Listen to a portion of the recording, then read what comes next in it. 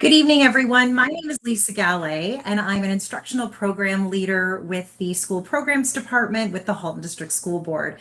I support guidance, cooperative education, and student success.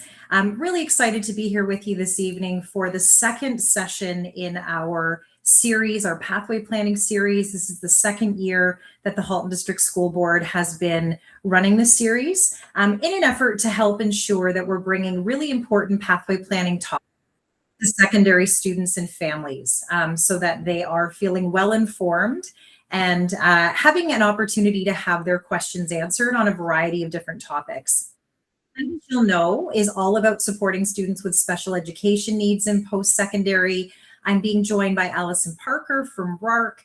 I'm going to talk a little bit more about RARC, and certainly Allison will have lots to share about the work that she does there, and certainly the supports and services offered to students that are a part of this. This is the first time we've done this in this format, so I'm continuing to let folks in. So I'm going to try to make this as smooth as possible, but please know that I'm multitasking here to ensure that everyone is getting into the session certainly as quickly as I can let them in. As we always do in our Halton District School Board, we're going to begin with our land acknowledgement. We begin by acknowledging the land and our responsibility to care for and respect all that provides us with life. Land upon which HDSB is situated is on the ancestral, treaty, and tidal lands of the Anishinaabe Ojibwe Michizagi Nation, now known as the Mississaugas of the Credit. Michizagi territory in the past and present continues to host both Indigenous and non-Indigenous people. The HDSB is committed to continuous knowledge building with respect to actions that address and resolve the ongoing impacts of colonialism. We do this by learning and understanding the true history, treaty obligations, duties and responsibilities, and Indigenous rights, while actively maintaining mutually beneficial relationships and collectively respecting and caring for the land. And the connection that I wanted to make this evening is really about a number of different organizations that provide post-secondary supports for Indigenous students. And specifically, we're talking about the Aboriginal Post-Secondary Information Program, or APSIP, and that's a collective of recruitment representatives from colleges, universities, and Indigenous learning institutes in Ontario and Quebec. And from its beginnings, which was really a small group of recruiters from various institutions, APSIP now has over 30 post-secondary institutes that are a part of its organization. And those organization and institutions that are involved collaborate and plan a 12-week post-secondary education tour. We've had APSIP come each year for a number of years to the Halton District School Board. They come and do a information evening in November. It's been based out of Dr. Frank J. Hayden Secondary School, a great opportunity for Indigenous students and families in the Halton District School Board to learn about the range of supports and programs that they can access at Ontario colleges and universities. So certainly wanted to mention that organization. As well, Inspire is an Indigenous national charity that invests in the education of First Nations, Métis, and Inuit people for the long-term benefit of these individuals, their families and communities, and Canada. And with the support of our funding partners, they disperse financial awards, deliver programs, and share resources with the goal of supporting the post-secondary pathway of Indigenous students. So again, wanted to highlight these two very important organizations for your awareness this evening. Coming back to our session for tonight, here's the plan for this evening over the next hour. We're going to provide some virtual session need to knows. As I've indicated, this is the first time we've done this in this format. So while you're here in the Google Meet with us, you're really watching this as a viewer. You cannot use the chat feature. All of our participants are muted. But I will in a moment share the Google form again for questions, and that will be how we ensure that there's some interactivity and can be responsive to the questions that you have this evening. We're also going to talk a little bit about an overview of student pathway planning in the Halton District School Board, and then of course invite you to listen to our presentation from RARC the Regional Assessment and Resource Center. And then we'll leave some time at the end for some questions. Certainly some have been submitted already, and others we know will continue to come in over the course of the presentation. And that brings me to the link that you see here on your screen. Again, in the messenger that was sent out, you would have already received a link to the Google form, but so that you have it at your fingertips, you'll see that you can access it at bit.ly/RARC-questions. Alternatively, there is a QR code there. You can take a picture with your phone, and that will take you directly to the question form. We really encourage you to submit any questions that come up over the course of the evening, although we know that many likely will be answered by the presentation. And then we just wanted to let you know after tonight how you can continue to access the recording. You will find it linked on the Transition to Post-Secondary page on hdsb.ca. And we just wanted to note that you will be able to select the closed captioning feature with the option for multiple languages when viewing the recording. And the next slide just provides you with a screenshot of what that looks like on our Transition to Post-Secondary page. You'll actually find all of the recordings of our virtual sessions posted there, going in order from most recent to least recent. And tonight's session will be posted there within the next week. So if you have a neighbor or a friend who wasn't able to join, they'll be able to access it there in about a week's time and possibly even sooner. So when it comes to education and career life planning, this graphic really helps to summarize what our key priorities are in Ontario. And this is coming from the Ministry of Education.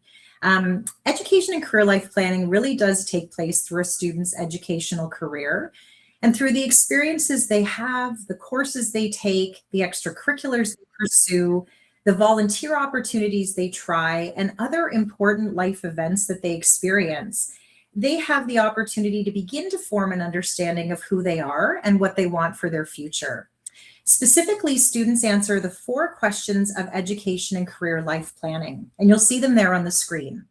Who am I? What are my opportunities? Who do I want to become? And what is my plan for achieving my goals? And every school in the Halton District School Board, and certainly across the province, provides targeted opportunities for students to be able to answer these questions and to begin to plan for their first post-secondary destination. So what are our post-secondary pathways? Well, again, I have no doubt many of our viewers, this is familiar to you, but certainly they are the options that students may select as they consider that first stop after high school graduation. We frequently talk about the first stop because we know that it is very common now for students to not just go to college or university or apprenticeship, but potentially to experience multiple post-secondary pathways over the course of their career journey. In the Halton District School Board, we really identify 5 key pathways coming directly out of high school, and that includes apprenticeship, college, community, university, and work. And absolutely, there is no one pathway that is better than any other. All post-secondary pathways are equally valued and lead to a variety of exciting and rewarding career options. Certainly tonight, you're going to hear more about supports that are offered to students who are heading to post-secondary institutions, specifically college and university, and for students with special education needs. But please know that students have opportunities to explore all of those post-secondary pathways to find out which one is the right one for them. So when it comes to supporting transitions to post-secondary for students that have individual education plans, certainly there's lots of things that we try to do before those students have graduated to help them feel well supported and ready for the next step. And that includes ongoing support, both from the student's special education resource teacher or CERT, as well as their guidance counselor. And in our HDSB secondary schools, both the CERT and guidance work collaboratively, especially as those students are getting closer to graduation, to ensure that the students not only are aware of all of those next step pieces around applications and timelines and processes, but also that their special education needs are being considered and that that transition plan is being well developed. Encouragement to research and visit post-secondary institutions before grade 12. So for those that may be on the call tonight who are even in grade 11 and younger, fantastic to be looking ahead. And when looking at those post-secondary institutions, including their learning services departments, they sometimes have different names at different institutions, but to look at what will that support look like potentially at this institution. That's an important part of the exploratory phase with post-secondary. And then even reaching out to those departments as soon as you can. So essentially, once a student has decided where they want to go, they've accepted an offer, we really encourage them to reach out and find out what those next steps are to ensure that they're aware of the timelines, the processes, what that will look like at that institution. And then, of course, just continuing to develop a plan, continuing to look at, what are those next steps that we need to take? What are the things, what are the skills that are going to support me, not only in high school, but certainly in college or university? And self-advocacy is a really big part of that. So practicing that while you're still in high school is another great thing to keep in mind. Transition plans will be developed for all of our students with IEPs. And again, all of these pieces really come into play and will be recommended to your students during that time. So one final reminder before we start our presentation, again, there's the link to the question form as well as our QR code. And with that, I really want to welcome the RARC team represented tonight by Allison Parker. RARC is our Regional Assessment and Resource Center based out of Queen's University. I've included their URL there. I don't want to steal any of Allison's thunder because certainly there's lots that she'll be sharing tonight. But RARC's vision really is to enable students with neurodevelopmental disabilities to thrive in post-secondary education. We know that can encompass a wide range of students in our system. And we're really excited to have Allison here tonight to share more about what RARC offers. So with that, Allison, I'm going to pass it over to you.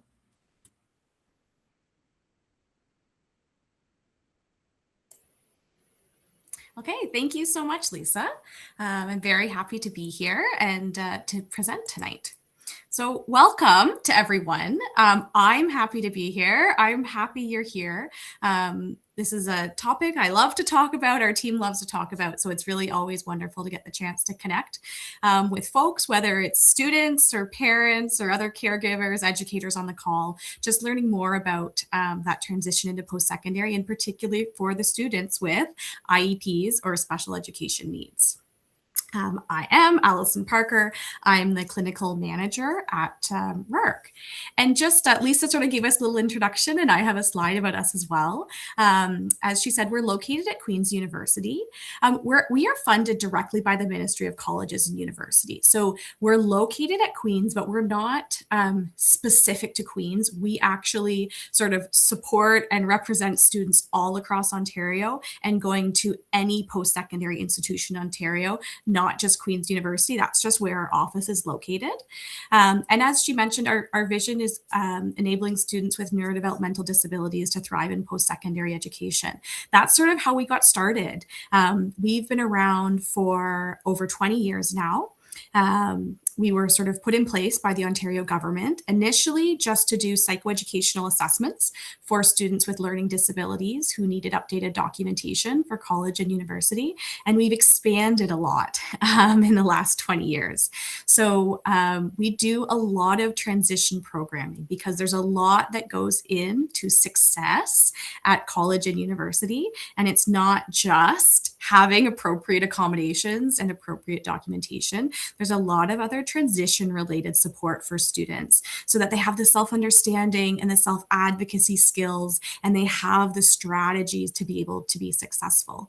And a lot of our transition programs and the transition work we do, some is focused on neurodevelopmental disabilities. That's your learning disabilities, ADHD, autism spectrum disorders, and some of our transition services are for students with any disability that's heading to post-secondary.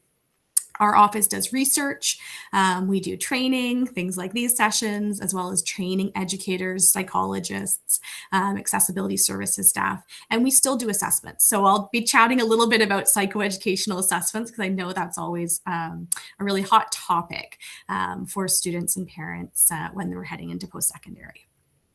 So one of the resources I want to share right off the bat, and I'll also be talking about it a few times during the presentation, is the Transition Resource Guide. And this is a website that our team created over 10 years ago now. That's everything you need to know about accessibility and disability and essential resources across Ontario's post-secondary institutions. So it's learning about what is accessibility? How do you access support? How do you access accommodations? Where do you go to register? What is different between high school and college and university? And then you can also actually research the school that you're going to be going to. What's the name of their department? How do I contact them? What is their website? What are their services? Do they have a transition program? So I'll be referencing this a few times, but it's also just a great resource for you to access on your own at any time if you're wanting to do some more research about that. So our outline for the next little time here over the course of the hour is talking about accessibility at post-secondary, talking about psychoeducational assessments, talking about accommodations at post-secondary, what to expect, and then sharing a couple other transition resources and leaving some time for questions. I'll try not to talk too fast, but there's a lot I want to get in, so I will be keeping it moving. So going into post-secondary is exciting, right? Going to college and university it's a big step for students, and it's often really exciting because you get some more freedom, right? Maybe you get to move out of home. Maybe you get to take courses that really interest you, and you don't have to take the courses that don't interest you anymore. It's more steps along this pathway to sort of independence and adulthood. But we also know it can be really challenging for students, and especially challenging for students with disabilities. There's a lot that changes. When you compare life in high school to life in post-secondary, there's a lot of differences. You might be moving to a new city. Certainly, you're going to be going to new buildings. The staff that you interact with is different. Your schedule is going to be different. The workload and the expectations and the policies and all these sorts of things, right? Your friends are going to change. The level of independence. There's so many things that are going to change. And for so many of our students with disabilities, and especially neurodevelopmental disabilities, they thrive with structure and predictability and strong relationships with their peers and their teachers. And that's a lot of the things that are going to change. So big changes are hard, but there's this extra little layer for a lot of our students, and we really want to help them get prepared for that change. Things like talking about the transition and how to navigate that. So I'm going to start by talking about how accessibility happens at post-secondary, sort of what does special education look like at college and university and how it's different than high school. So right off the bat, what you need to know is it's different legislation. So the legislation that governs special education for elementary and secondary school is the Education Act. That makes up the rules about IEPs and IPRCs and accommodations and all the different supports that students get. And it's different in post-secondary education. The Education Act does not apply in college and university.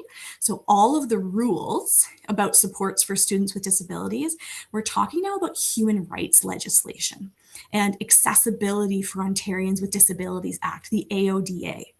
And that legislation that is in effect at college and university is the same legislation that's in effect for workplaces, right? For employees that have disabilities, it's the same legislation at college and university.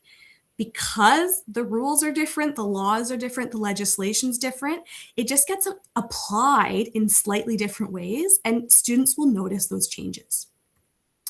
So in post-secondary, students are guaranteed the right to equal treatment without discrimination based on the grounds of disability. So it's just like in the workplace. So students who have disabilities, who are otherwise able to meet the requirements of the program, are entitled to appropriate accommodations. What it means is students, they must be able to meet the academic requirements of the program. So we can't modify college and university programs. Students need to be able to meet the academic requirements. If they're seeking support in the form of accommodations, they must have a diagnosed disability. And beyond the disability, so they have to have a diagnosis, and there has to be a functional impairment. There needs to be something that is impairing their ability to fully participate in their learning. And then the accommodations cannot undermine the essential requirements of the program. Again, we can't modify a program. So it's not a huge difference, than secondary school. There are accommodations, there is special education sort of practices, but this legislation that outlines it is different than what's happening in secondary school, and in some ways it is a little bit stricter. So that is one of the pieces that comes into play. There needs to be a diagnosis, there needs to be impairment, and we're not going to be modifying the program. Students need to otherwise be able to meet the essential requirements and the academic requirements. Another way we can sometimes look at the differences in legislation is sort of the goals of it. So in the elementary and secondary world, what we often see is that the goal of special education is success, right? We want students to be able to gain their credits. We want them to graduate. What support do students need in order to be successful? And at the post-secondary level, and again, this is the same as the workplace, the goal of those supports is access. So we do not want students to be discriminated against because of the disability, but there's no actual guarantee of success. If a student is not able to meet the academic requirements of the program, they may fail their classes, right? They can fail classes, they can fail programs. There's no guarantee of success. It's access. We're going to remove any disability-related barriers, and then students can get to the learning, right? Get to the learning and get to the showing what they've learned. Another thing to note about sort of the differences in process and registry and regulations is at the post-secondary level, it's really student-driven, right? Most students are 18, or if they're not 18, they're treated sort of as 18-year-olds as adults. It means like this is their personal medical information. So university college staff are actually not allowed to talk to parents unless they have explicit consent from the students. And this is but the same way, like your professor doesn't want to talk to your parents either, right? They want to talk to the students. So the accommodation process is student driven. And your IEP from high school, it does not get mailed off to college. Students need to make a phone call, send an email, register online. They need to self-identify and drive that process. Students will need comprehensive, up-to-date diagnosis and documentation. And we know that a lot of times high schools and elementary schools don't have access to that. There's wait lists for psychoeducational assessments. They're expensive, they're hard to get. So oftentimes IEPs are put together on the information we have available, right? Everyone is doing the best they can, and it's not getting delayed when a student doesn't have access to documentation, but at the post-secondary level, they absolutely need that documentation. There can sometimes be some temporary accommodations if there's a few-month waiting period, but we need up-to-date diagnosis and documentation. And again, it's access-driven versus success-driven. We're removing barriers, but there's actually no guarantee of success. So what the place you need to know, what you need to know is the Accessibility Services Office. That is the name of the office at college and university that does accommodations, that does special education, right? They provide that academic accommodations. If you have an IEP, if you are going to need accommodations at post-secondary, this is where you want to go. Just to keep it interesting, they might have a slightly different name. Schools like to just brand things ever so slightly for their own school. So Accessibility Services for Students with Disability, Accessibility Services Office, Accessibility Services Center, the Center for Accessibility, all sort of variations. If you go to that Transition Resource Guide website I talked to, you can find the specific name for your specific school, but you find their website, students self-identify, and you want to do it early. So certainly if you know you're going to a school, you can connect with them, you can ask questions. They probably won't be able to process your registration until you have a student number. That is normally the deciding factor. Once you have a student number, your student email, they can generally start your registration. It's often around May or June that would happen. But if you have questions before that, ask them questions before that. You want to register early. And students, they want to hear from you, right? This is what I was saying a few moments ago. They don't want to hear from parents or guardians or caregivers. They want to hear from students. Now, to my students, if you want your parent with you, you can bring your parent with you. You can bring a friend with you. You can choose to bring someone to appointments and sort of have that support with you, but you have to initiate it. They're not going to be able to talk to the parents without your consent and without you making that contact first. Now, what happens at the Accessibility Services Office? You'll have an accessibility advisor. They're going to meet with you. They're going to review your documentation. They're going to put together an accommodation plan. Okay? It can take time. It can take weeks. It can take months. You're waiting for that appointment. That's why we say start early. It's really great if you can have all of this ready before your first class. Otherwise, you're dealing with these appointments while you're getting classes going, midterms are going on, right? You want to get it all taken care of in the summer before you go.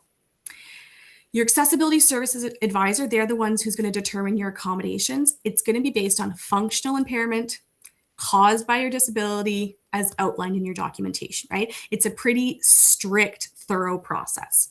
A student's IEP from high school is not honored as is, right? They'll probably look at it. They'll ask you about accommodations you've had in the past and what's useful, but it will not be automatically applied.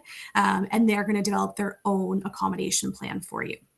And different schools have slightly different rules. So I'm talking in big generalities here across Ontario. I can't speak to the specific policies and procedures and rules at each different institution. Those would be questions you'd have to ask them directly. This is the overall process of how it works. In terms of documentation, again, overall, not specific to each individual school, what it might look like. A lot of schools have medical forms you can download and take to your healthcare practitioner and they can fill out.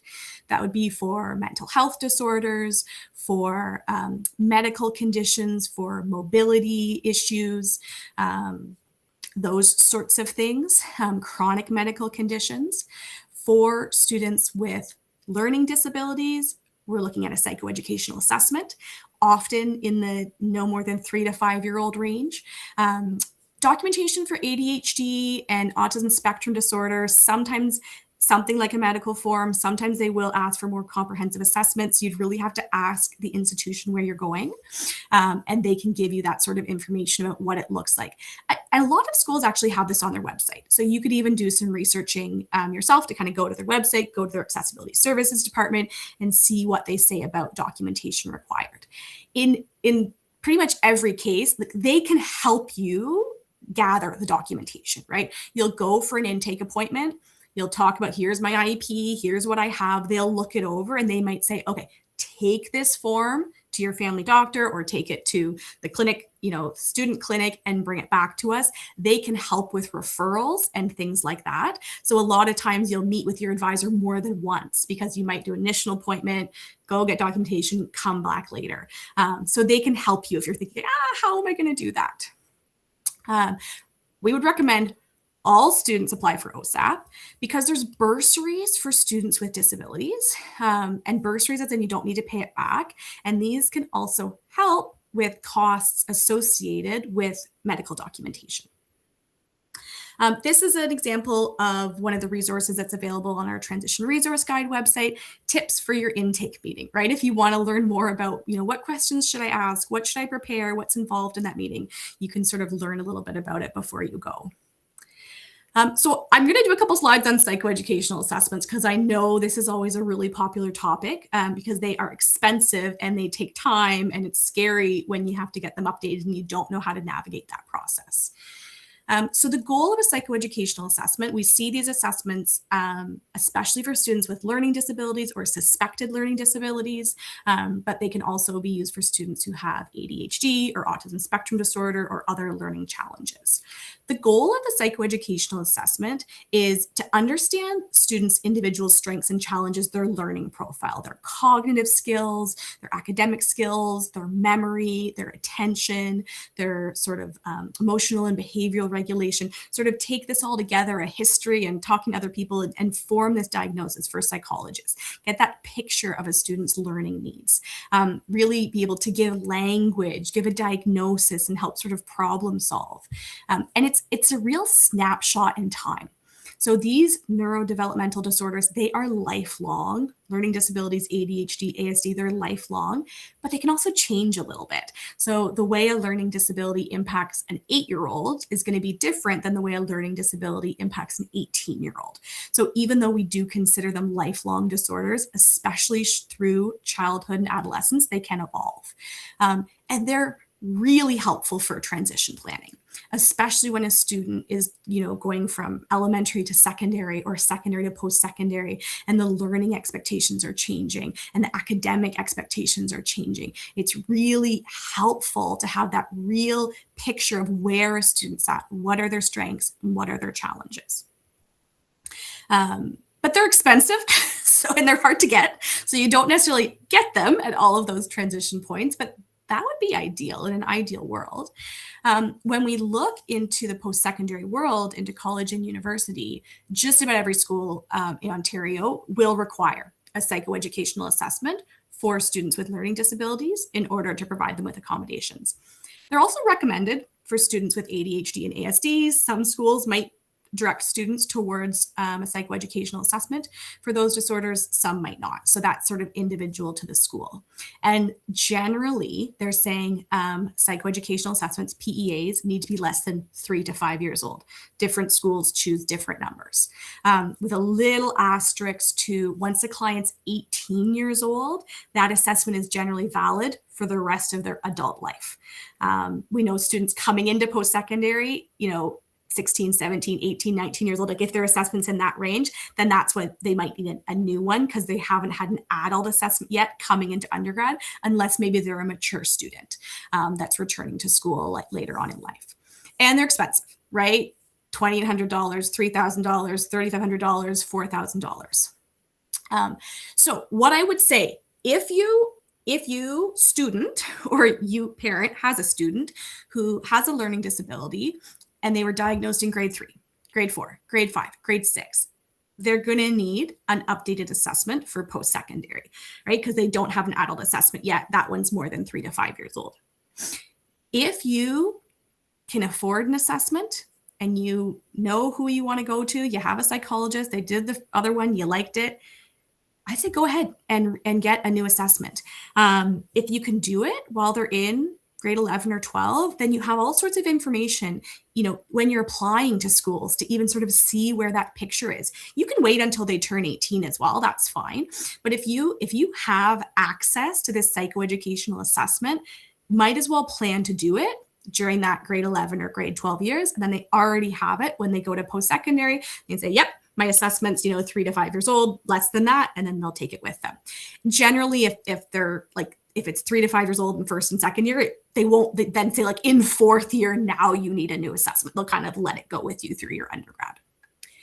If you do not have access to a psychoeducational assessment or the money to pay for them because they are expensive, and you're thinking, how the heck am I supposed to do that and pay for it in grade 12? You can wait until you get your acceptance to post-secondary and register with the accessibility services departments, because that team can help you with the referral and the funding. So when you register with accessibility services in May or June, because you're doing it early, and they say, what documentation do you have? And you say, here's my IEP and here's my assessment from 12 years ago. They'll say, okay, you need an updated psychoeducational assessment. Let's make a referral for you to a psychologist. And let's apply for the bursary for students with disabilities that can help pay for the assessment. So they have resources at the Accessibility Services Department to make referrals and with funding. You need to be registered with them. You need to have a student number for them to give you that support, which means you're waiting until the summer before school starts. So the timeline's shrinking a little bit there, but they can help you with that process. And if your assessment's not done until November, they would give you temporary accommodations until the assessment's completed, and they have that documentation. In terms of where those referrals are, they'll make a referral to a local psychologist in your area. RARC does psychoeducational assessments. They might refer you to us. We do assessments all across Southern Ontario. So we're located in Kingston, but we have partners all across Southern Ontario. So you would be referred to somebody in your community. If you end up going to a school in Northern Ontario, there is the Northern Ontario Regional Assessment Center, and they do psychoeducational assessments for the northern part of the province. If you're thinking like, oh, yeah, I would need to do that because I don't know how anyone would pay for this or find a psychologist, just so you're aware of our eligibility for RARC assessments, you have to be referred by your accessibility advisor. So you don't come to us directly. You go to the Accessibility Services Department and talk to them about a referral. You need to be enrolled in a post-secondary program, right? That you're accepted or you're already a student. And there needs to be evidence of a disability, evidence of a neurodevelopmental disability. So academic impairment when no accommodations are provided, right? A previous diagnosis, you can see everything started kind of going sideways in grade 3 or 4. The reading, the writing, the math wasn't there. We got an IEP in place. We got accommodations. So there's some evidence that this has been going on for a while and that there really is a learning disability or ADHD or ASD or something going on. But there's help out there. So don't panic too much about the psychoeducational assessment. If you can do it on your own, you can pay for it on your own, go nuts. If you want support, go and register with Accessibility Services once you're enrolled, and they can help along with that. Bursaries, there's funding to pay for it. The funding that is available to pay for it is connected to OSAP eligibility. Students who are eligible for OSAP, whether they actually take OSAP money or not, if they're eligible for OSAP, they would be eligible for the bursary for students with disabilities or the Canada Student Grant for services and equipment for students with disabilities. It's administered through OSAP, so you have to apply to OSAP to know if you're eligible, and it's approved by your Accessibility Services Advisor. Okay, so everything always goes back to the Accessibility Service Advisor. These funds don't need to be paid back. It's up to $10,000 a year for required services and equipment, and that includes psychoeducational assessments. As well, some families have supplemental health insurance. RARC has a sliding scale. There's other sort of options out there as well for paying for assessments. I want to talk as well about accommodations at post-secondary. So we've talked a lot about like how to get in the door for accessibility services, how to register, who to talk to. You need documentation. And then I just want to talk for a few minutes here about what the accommodations actually look like, what the support looks like when you're at college and university.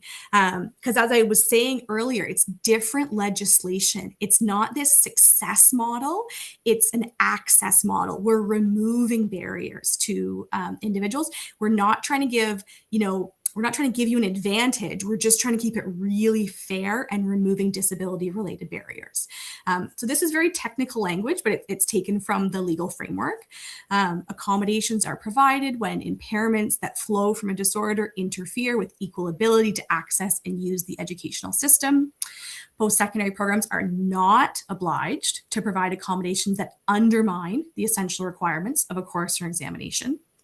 Human rights legislation does not guarantee the right to a post-secondary education, nor does it guarantee that accommodations will result in successful performance. It requires only that a student be given equal opportunity to participate and that artificial barriers to equal participation are removed or minimized. So accommodations, the plan is put in place based on your documentation. What are your disability-related impairments?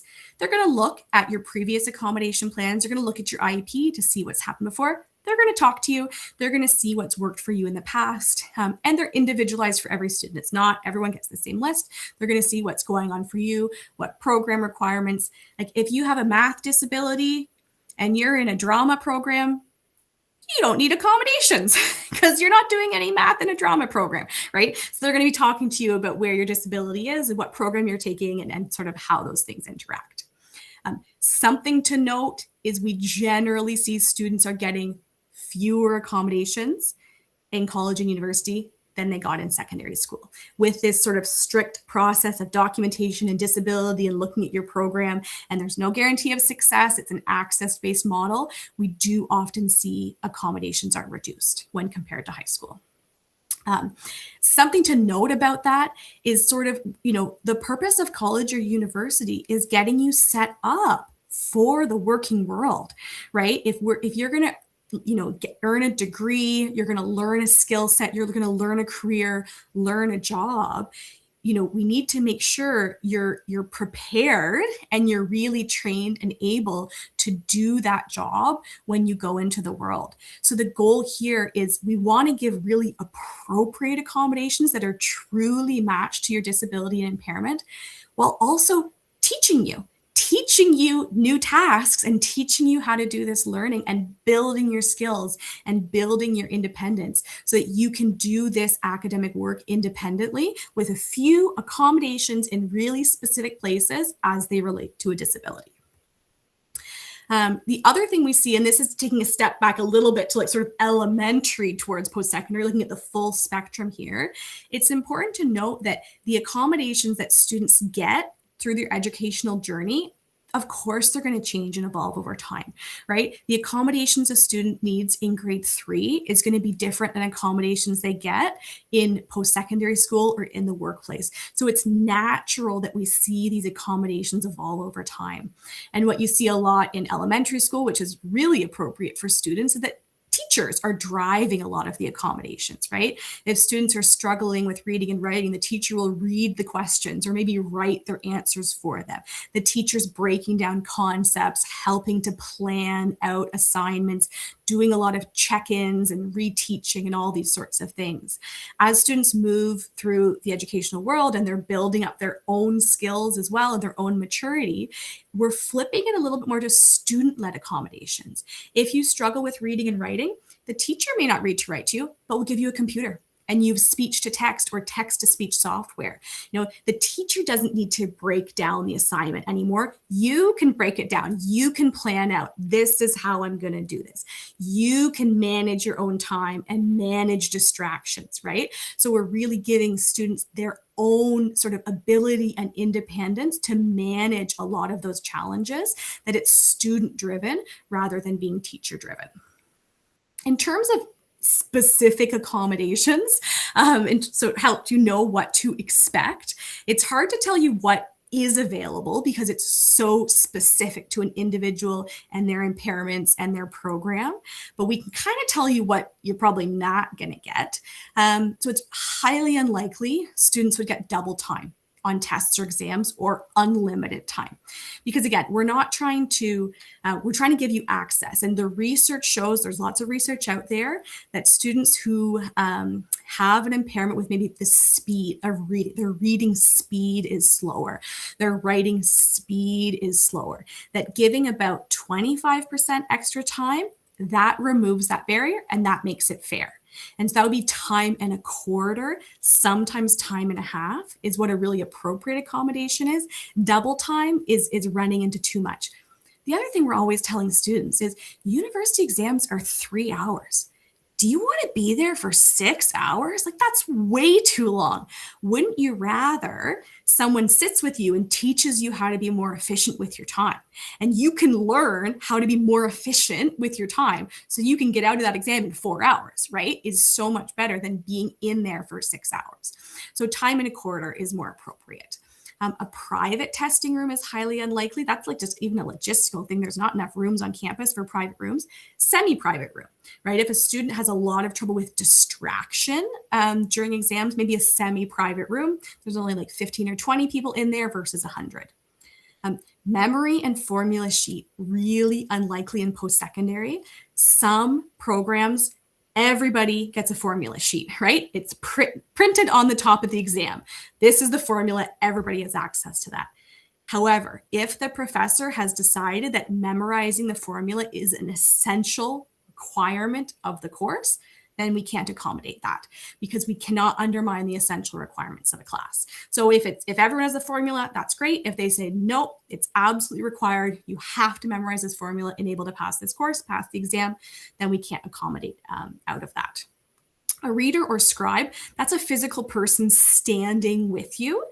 That's unlikely.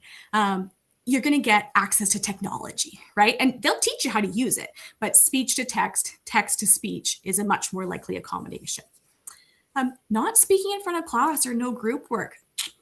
It's a rare accommodation because sometimes that's required in the course. And again, we can't undermine it. My example is teachers college, right? If you're training to be a teacher and you say, I have anxiety, I can't speak in front of the class.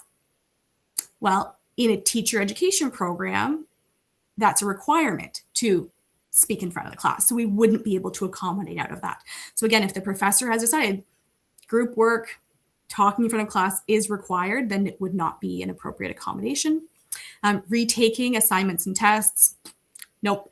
There's not sort of this unlimited trying and unlimited temps thing at post-secondary. Again, modify. They're not going to modify the coursework. They're not going to change the coursework. It's highly unlikely to sort of change the test format. If it's a multiple choice test, it's a multiple choice test for everybody. So those things are really highly unlikely to be modified for students.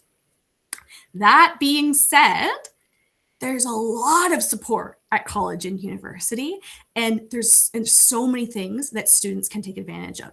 And one of the top ones there is learning strategies and learning strategists. There are people there on campus who can help teach you how to get better at taking tests, right? How to get better at speaking in front of class and doing group work and managing your time and how to take multiple choice tests, right? And so that's one of the goals here, is to teach you how to do those things. And then we're not even worried about accommodations in the first place because you have the skills to do those tasks. There's academic advising, there's library support. A lot of campuses have peer tutoring or academic support. There's a health center, counseling, bounce back programs if your first semester didn't go well to try to help get you back on track, transition programs, orientation programs, campus clubs. So there's so many resources to support students to really take advantage of. It's not easy, I will say that. And I know it can feel very isolating, especially for students that have what we call invisible disabilities, learning disabilities, ADHD, depression, anxiety. It can feel like you're alone. There's so many students on campus with disabilities. You're not alone. You can absolutely do it. Embrace the support that's there, embrace the help that's there. It is there for you. So really take advantage of that and don't feel like, it's insurmountable and you're the only one going through that. There's lots of support on campus for you. A couple transition resources I just want to throw your way if you want to kind of learn more about getting prepared. This is, I won't go through this in too much detail, but you guys can watch this presentation again and look at it more. But this is what we do in most of our transition programs. What are the keys to a successful transition? What is sort of my checklist? What do I want to work through to know that I've done the best to prepare for my next transition? In this case, going to post-secondary. So the first is knowledge on what's going to change. Visit, if you can, visit campus, find the buildings, find the cafeteria, find the library, learn what your new schedule is going to be, understand, how the courses work differently. Maybe you even have a chance to meet some of the teachers or support staff. It's great to sort of know concretely what's going to change. Focus on learning and study skills. So when you get to these transitions, a lot of time expectations increase, right? There's more expectations for studying and reading and writing and time management and organization. So take a chance to really, brush up on your skills, maybe learn some new skills. How is your time management? How is your studying? Can you use assistive technology independently, right? Getting those skills ready for post-secondary. Next one is self-confidence and independence. So really understanding your pathways, having the confidence to talk to teachers and instructors and to use your accommodations. Know that you can manage your time, right? Are you setting your own alarm clock? Are you getting to class on time? Are you keeping track of your homework? Or are you relying on parents or teachers for that? And independent living skills, right? Laundry, groceries, budgeting, transportation, getting those skills ready to go. And then really important is self-knowledge and self-advocacy. Understanding yourself, understanding your disability and your strengths. Have you read your IEP? Have you read your psychoeducational assessment, right? Take accountability and take control of that information. It's your personal information. And then also the ability to reach out and ask for help are really important skills. And if you haven't done that before in high school, you should start and practice as much as you can, because you're the one doing that at post-secondary, right? It's a student-driven process. This is the website I mentioned at the beginning, the Transition Resource Guide, lots of resources on there. There's also built-in transition modules on there. It's all free. Nothing's ever going to pop up and ask you to pay for something. There's no ads. It's none of that. We use our funding from the provincial government to put this course together. So there's online modules for students with or without disabilities to access to prep for post-secondary. It's entirely self-directed. It's self-paced. There's a companion workbook. It's right embedded in the Transition Resource Guide. The whole website's bilingual. It's in French and English, and it's free. So there's, you can use that to help you prepare for post-secondary and learn a little bit more about what's to come. We have a transition program called OLTS Ontario. This one is specific to students with learning disabilities, ADHD, autism spectrum disorder, and mental health disorders. Our winter cohort is already underway, but we will have a summer cohort. It's an online course. It's fully online. Students do like a little virtual half day, a live online virtual half day, and then they do an independent asynchronous online course. It's totally free. So if that interests you, you can let us know and look out for our summer cohort. And questions. I crammed a lot in there, but have some time for questions as well. That's great. Thank you so much, Allison. You provided so much helpful information and actually addressed a number of the questions that have come in. So I'm just going to take a moment to flip back to my presentation and just remind everybody of the bit.ly for our, let me just advance here, the bit.ly for the question form, as well as the QR code if questions have come to mind that you want to submit. And we're going to take some time now to address some of the questions that haven't already been answered, at least fully, by Allison's presentation. So Allison, the first question I'm going to ask you, and again, recognizing that you bring such a wealth of knowledge, we recognize there might be some things where you don't have all the answers, and that's okay. Question is around what support in university would be offered for students who have ADHD? So looking potentially at accommodations or other supports that student might access. Yeah, so I can give some broad information. Again, it'll always depend on their specific documentation. There's some students who have ADHD who don't have a lot of functional impairments. They have ADHD and it's not impacting them academically, and they're doing a great job, and they may not require a lot of support. And then other students where we can see the functional impairments are really causing some issues. Sometimes students might have access to a note taker in their classes, which could be like a person who uploads notes at the end of class, or it could be like an AI sort of note taker that summarizes, or even sometimes it's just permission to record the class. And you record the class, then you can go back after and review your notes. If you sort of lost attention at some point, then you can kind of fill in the gaps. In terms of test taking, we call them sometimes stop the clock breaks. So most students with ADHD don't actually need extra time, but they need the ability to maybe regain focus. So a 3-hour exam, maybe they'd have the opportunity to kind of pause the exam, turn your paper over, stand up, do a lap, get your mind back in it, and then get down and restart the exam. That'd be a stop the clock break. Those are some of the ones. And then a lot of time for students with ADHD, it would be connecting with a learning strategist. So also getting them some one-on-one support for things like time management and organization and study skills. Great. Thank you so much, Allison. Question just about a student trying to be, I guess, confidential about the fact that they are a student who may have a learning disability, maybe seeking accommodation. I guess just wondering about what that looks like in a post-secondary setting. Is there an ability for a student to be potentially accessing accommodations, accessing, the learning services or accommodation services without their peers knowing? Mhm. So the accessibility services staff, that process is fully confidential. That your records, your documentation is all protected and confidential. That's why they can't talk to your parents without your permission, right? They cannot share that information. I will say it is something for students to consider because we've heard examples of really well-meaning peers. These are not bullies; these are really good people. But say a student writes their exam in a semi-private room because they have an accommodation. And their peer says, I didn't see you at the midterm. Were you sick? Did you miss the midterm? You weren't in class. I was looking for you. And then the individual kind of goes, how do I want to respond? Right. So there's times when peers might notice. And so it's a good consideration for students to think about what they might say. And do they have a little go-to line that they can say with confidence of, oh, I write in a different room, or, I have accommodations, or you're sort of choosing that. But it does come up even with really well-meaning individuals sometimes, just because your process, your interaction with class and exams might look a little bit different than peers. Wonderful, thank you.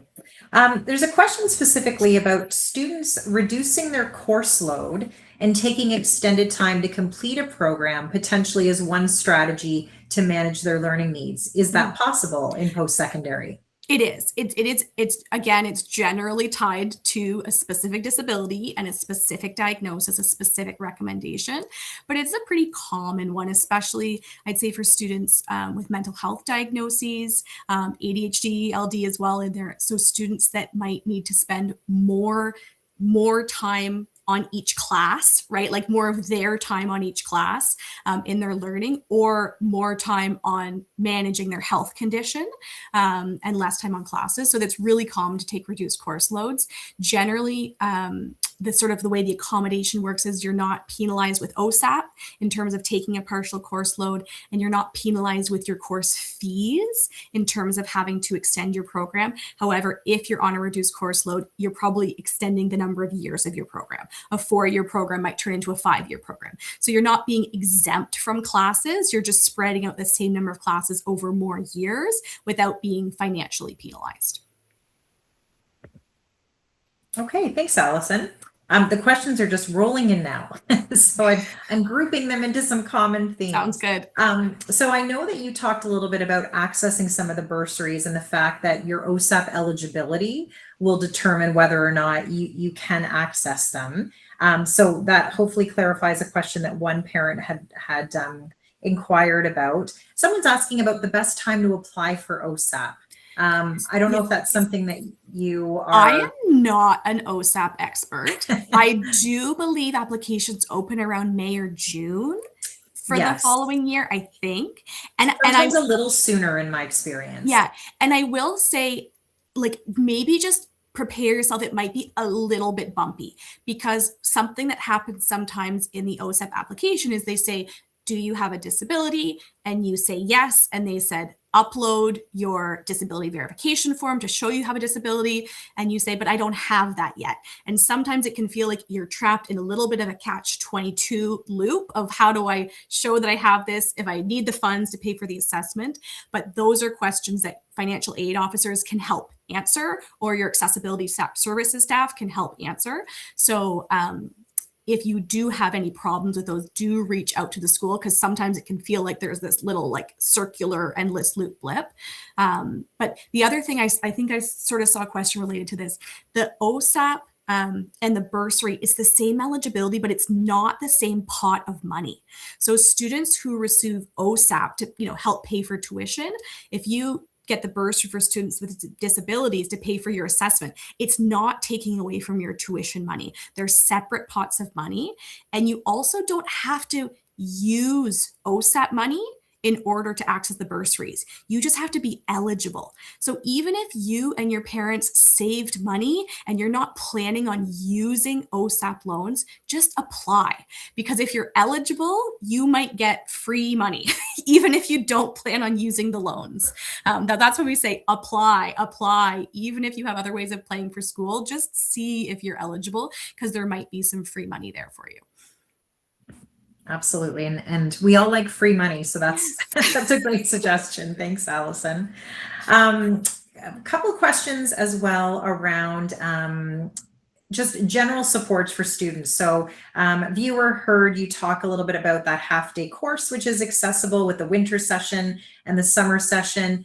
Wondering, does RARC recommend other professionals, whether it's coaches or psychologists, that would support students with the transition outside of specifically those that might do a psychoeducational assessment? Yeah, not necessarily. I think those things can be really beneficial, and it probably comes down a lot to access as well, because they cost money.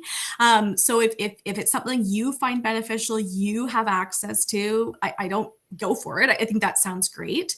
But there's a lot of services at post-secondary. And so I think, feel free to just investigate what those are. I would say, go to the orientation programs, do the campus tour, do those, transition programs. A lot of accessibility services departments do transition programs specifically for students with disabilities. So use those resources, because they can really help, and they're specific to the school you're going to, and they're free, which is great.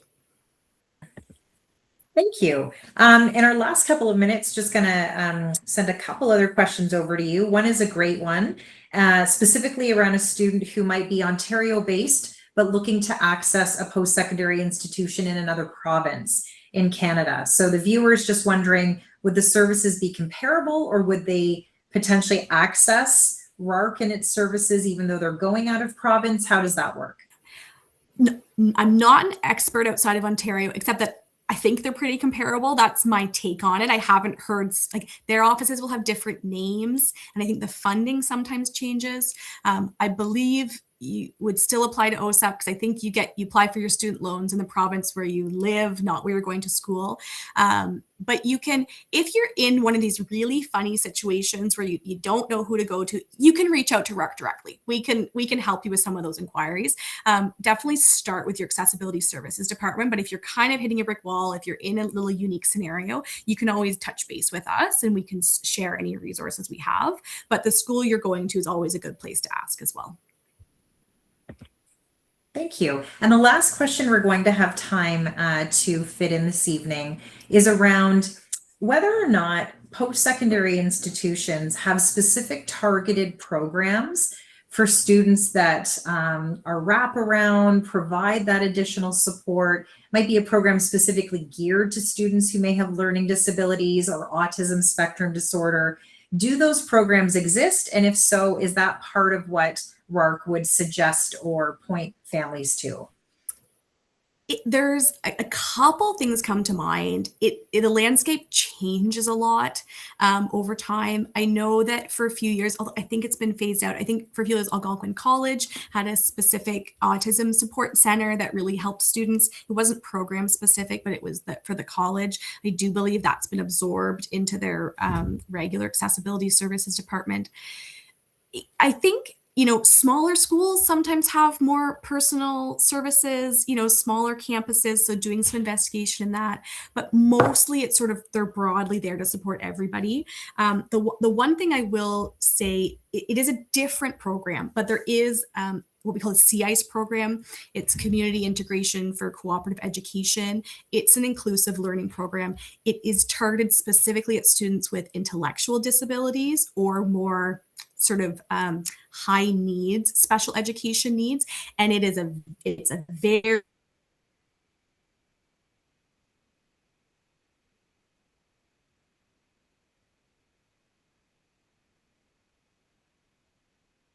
program. They're getting the college experience. They are doing some learning. They're earning a certificate. It will not necessarily lead to employment. So it's a different beast. But that is a really full wraparound program. But outside of that, No, it's meeting with the staff at your school and doing their services, but there is this sort of, independence, like expectation of a certain amount of independence for students going into these programs. Some colleges have some bridging programs that can kind of help as well, but I would suggest smaller campuses are more likely to get more of that personal support. Great. Thank you so much, Allison. We really appreciate not only the presentation, but certainly all of the knowledge that you brought in responding to our viewer questions tonight. So thank you very much. This was so informative. I know we have a number of viewers asking, how do I get access to the recording? I want to watch this again or share this with someone. So I just wanted to mention again that on the Transition to Post-Secondary webpage on hdsb.ca, all of our pathway planning virtual sessions are posted there. You'll find the recording for this one up within the next week. So please check it out. Feel free to watch it again. I know it was such a valuable session. I also wanted to remind our families about the HDSB Guide to Post-Secondary. This is a digital guide that was produced a couple of years ago, found right on, again, the board website. If you just search for that title, Guide to Post-Secondary, lots of information about every post-secondary pathway, funding your education, supporting students with special education needs, and much more. So a great, fairly new resource that I want to ensure everyone's aware of. Again, everyone's familiar with My Blueprint. That's our digital pathway planning tool. A great tool as students are starting to look at various post-secondary institutions and matching to careers of interest. So a great option as students are a little bit earlier in their journey. And the ministry actually released a brand new resource as well called My Career Journey, really targeted to grades 7 to 12 students. And really, again, helps to compile a lot of these different resources about the pathways, about career options. So that's a great new option to check out as well. And again, for some of the questions that we weren't able to get to tonight, some about really specific situations for students, we'd really encourage you to reconnect with your school's special education resource department, your student's special education resource teacher. And again, guidance is there to help work with that CERT and the student to help look at needs, look at areas of interest, and support them every step of the way. So you've got a great team right there in your school that can help to provide that support. We really hope that tonight's session was informative, helped you to learn about some new resources and some key information that's going to support you, for our students watching, and certainly for our caregivers for your children. We will continue to offer these sessions. A big thank you again to Allison Parker from RARC for being here. And thanks to all those that submitted questions. We hope you join us for our next session, February 4th, which will be all about exploring cooperative education for our students. Thanks, everyone. We wish you a fantastic night. Take care. Thanks.